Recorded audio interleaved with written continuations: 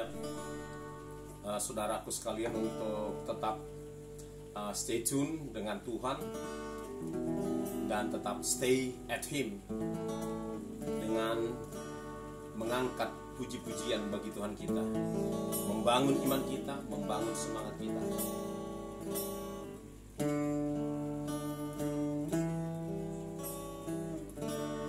Di jalanku ku diiring oleh Yesus Tuhanku. Apakah yang kurang lagi jika Dia panduku, diberi damai surgawi asal imanku teguh. Suka duka dipakainya untuk kebaikanku. Suka duka dipakainya untuk kebaikanku.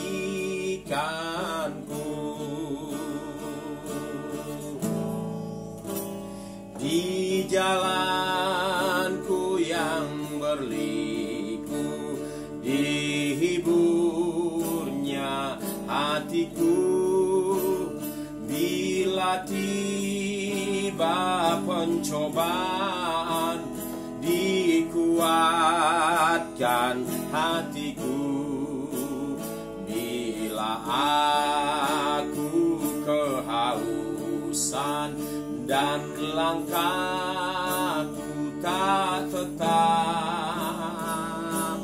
dari cadas di depanku datang air yang sedap.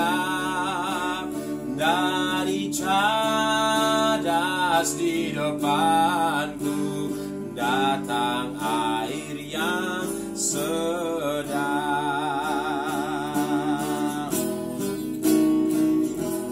Di jalanku ku diiring oleh Yesus Tuhanku.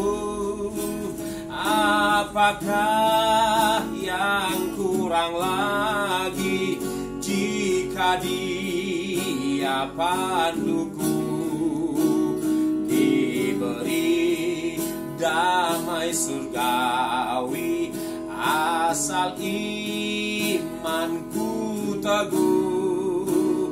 Suka duka dipakainya untuk kebaikanku. Suka duka dipakainya untuk kebaikanku. Suka duka dipakainya untuk kebaikan kita. Saudaraku yang dikasihi oleh Tuhan Yesus, di saat kita mengalami hal-hal yang kurang enak seperti apa yang kita alami saat ini, saudaraku, satu hal yang harus kita lakukan adalah untuk tetap stay tune dengan Tuhan, untuk tetap stay at Him, tetap membangun hubungan dengan Tuhan. Nah, pujian tadi berkata, saudaraku, bahwa suka duka dipakai oleh Tuhan untuk kebaikan saudara dan saya. Nah, suka maupun duka, derita ataupun bahagia, dipakai Tuhan untuk kebaikan kita. Di saat ada masalah seperti sekarang ini, saudaraku, itu pun Tuhan bisa pakai untuk kebaikan kita. Dan memang saya pribadi sangat yakin, saudara, bahwa situasi pandemi corona ini yang melanda seluruh dunia ini di balik ini, saudaraku, Tuhan sedang mempersiapkan kita untuk hal yang lebih baik, saudara-saudara. Lewat proses ini, saudaraku, ya, lewat proses ini. Nah, saya ingin berbagi dengan saudara dari kitab Roma 8, saudaraku. Roma 8 ayat yang ke-28. Saya akan bacakan buat kita, saudaraku. Roma 8, oke. Ayat ya yang ke-28 demikian. Oke, demikian dikatakan di sini, Bapak Ibu Saudara. Kita tahu sekarang bahwa Allah turut bekerja dalam segala sesuatu untuk mendatangkan kebaikan bagi mereka yang mengasihi Dia. Kita tahu sekarang bahwa Allah turut bekerja dalam segala sesuatu. Jadi dalam segala sesuatu, baik yang buruk maupun yang baik. Saat ini mungkin keadaan yang kurang baik.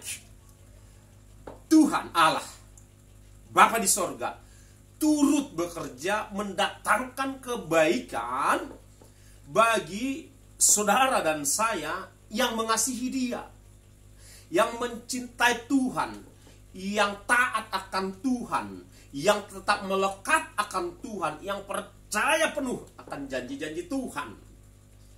Maka keadaan ini mendatangkan kebaikan, Bapak Ibu Saudara, ya. Dan memang kenyataannya buat seluruh penghuni bumi ini ada kebaikan yang muncul, saudara-saudara.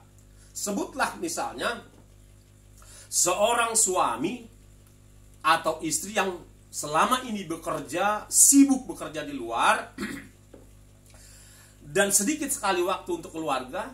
Nah, sekarang banyak waktu untuk istri, untuk suami, untuk anak-anak, untuk orang tua. Terjadi menikmati quality time bersama dengan keluarga. Yang berikutnya, kebaikan apa lagi yang kita dapat petik di balik peristiwa ini? Kita yang tadinya, saudara-saudara, mungkin boros, punya gaya hidup memboroskan uang, sekarang kita mulai belajar hemat. Kita yang tadinya hidupnya kotor begitu ya, tidak punya gaya hidup bersih, sekarang kita dipaksa oleh si corona ini untuk kita belajar gaya hidup bersih.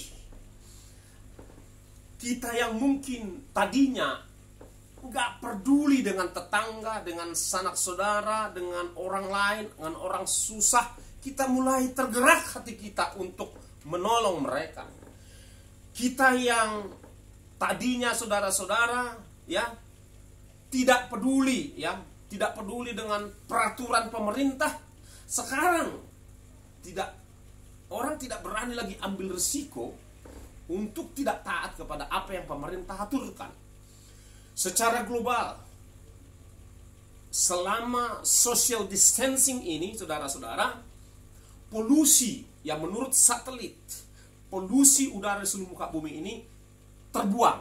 Jadi ada banyak, saudara-saudara, ada banyak. Kemudian yang paling utama, saudaraku, yang selama ini kita acu tak acu terhadap Tuhan, seperti di Zefanya 2 ayat 1, bangsa-bangsa, pribadi-pribadi acu tak acu, sekarang tidak bisa tidak, saudara-saudara, harus peduli dengan Tuhan, mulai serius mencari Tuhan. Bahwa Tuhan itu dibutuhkan ketika keadaan nol. Tuhan itu benar-benar dibutuhkan, saudara-saudara. Orang yang tadinya nggak peduli dengan firman Tuhan, sekarang sungguh-sungguh haus akan firman Tuhan. Keadaan ini memaksa saudara dan saya untuk mengevaluasi kembali tujuan hidupmu. Adakah tujuan hidupmu untuk berhenti di dunia ini saja dengan cara mengumpulkan harta, uang, dan segala-galanya, atau engkau sudah mulai berpikir bahwa ini semuanya akan tinggal dan hanya ada satu tujuan yang tersisa di kala hari terakhir itu muncul, saudara-saudara. Hanya ada satu. Semua persoalan, semua tujuan, ambisi, proyek raksasa, multi raksasa apapun, tiba waktunya expired semuanya. Expired pada hari terakhir itu. Akan expire semuanya. Hanya ada satu masalah yang kekal, saudara. Hanya ada tinggal satu-satunya. Either eternal punishment or eternal life in heaven. Apakah hanya satu di antara dua, yaitu apakah Anda masuk pada penghakiman kekal abadi di api abadi? Watch out. Atau saudara hidup kekal di surga bersama dengan Tuhan Yesus.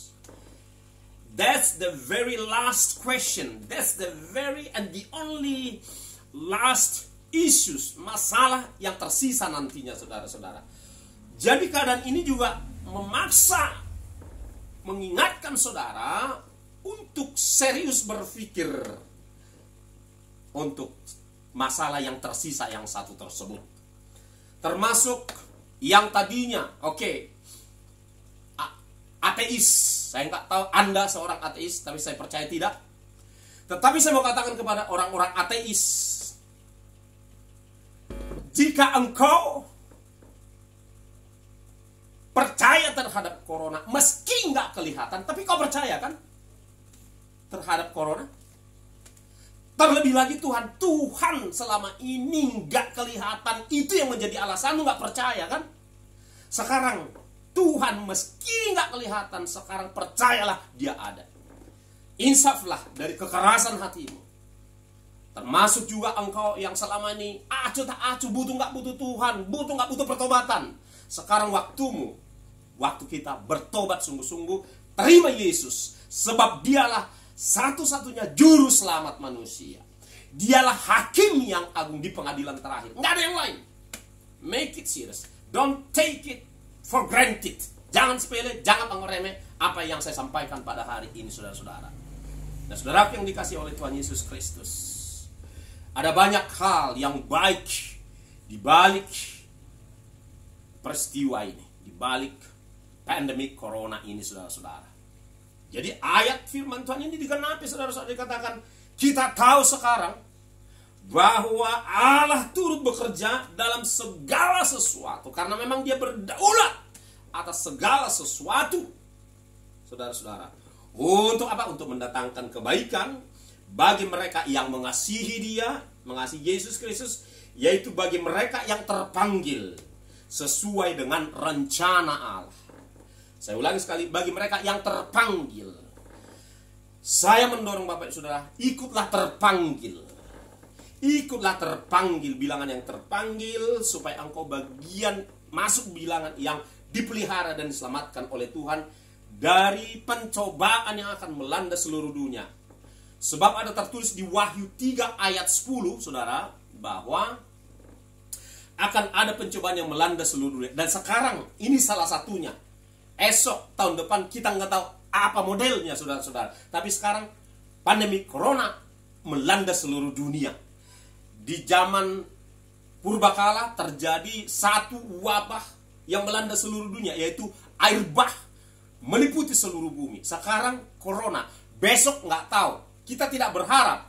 Tetapi memang sudah tertulis, saudara-saudara, bahwa segala sesuatu akan digoncangkan. Itu tertulis di dalam Ibrani 12 ayat 27, 28, 29. Kemudian juga ada terus bahwa ada masa kesesakan besar, tertulis di dalam Daniel 12. Saya buka sebentar, saudaraku.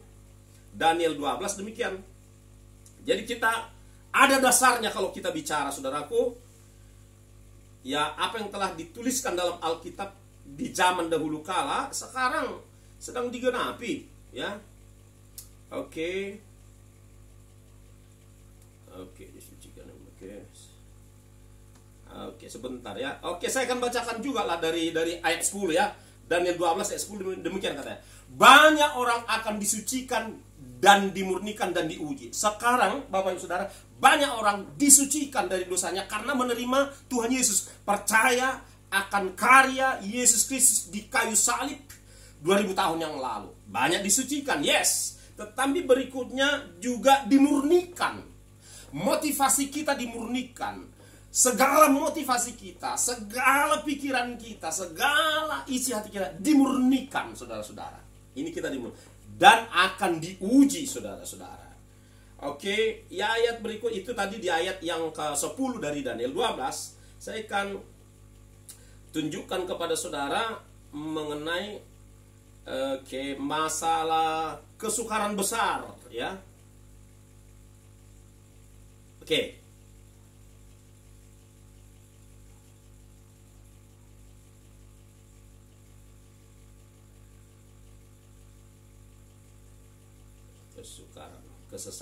Kesesakan. Ini saya harus cari, saudara, kesesakan supaya fix, supaya pasti gitu ya, saudaraku.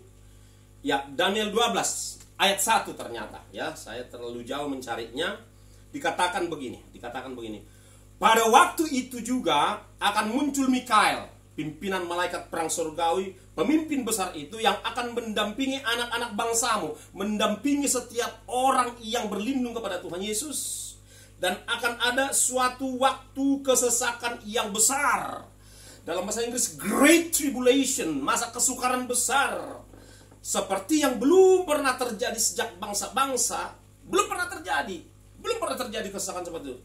Ya, sejak bangsa-bangsa ada sampai pada waktu itu nanti belum ada yang sebesar itu kesesakan itu. Jadi saudara, ini kita harus terbuka, ya. Saya sebagai pembawa kabar baik harus terbuka, nggak bisa menutup-nutupi, ya, bahwa bakal ada kesesakan besar, saudaraku.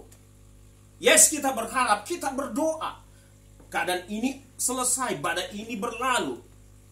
Tapi what if berkelanjutan atau ini berlalu lalu di beberapa tahun depan ini digenapi? Kita harus prepare dari sekarang, saudara. Kita harus siap. Nggak bisa kita tuh. Makanya jangan takut mendengarkan perihal akhir zaman. Berita tentang akhir zaman justru membuat saudara terang benderang mengenai apa yang kelak akan terjadi. Sehingga ketika hal-hal itu terjadi, saudara sudah siap, saudaraku. Nah, kembali kepada tema kita tadi bahwa Allah turut bekerja mendatangkan kebaikan. Kebaikan itu, kebaikan apa? Kebaikan kekal, saudara-saudara. Kebaikannya melalui proses ini Anda diproses sungguh bersiap-siap untuk menyambut kedatangan Tuhan Yesus kali kedua dan membawa engkau kepada kekekalan itu. Itu yang bisa saya bagikan. Kiranya ini bisa memberkati saudara. Tuhan Yesus memberkati. Shalom.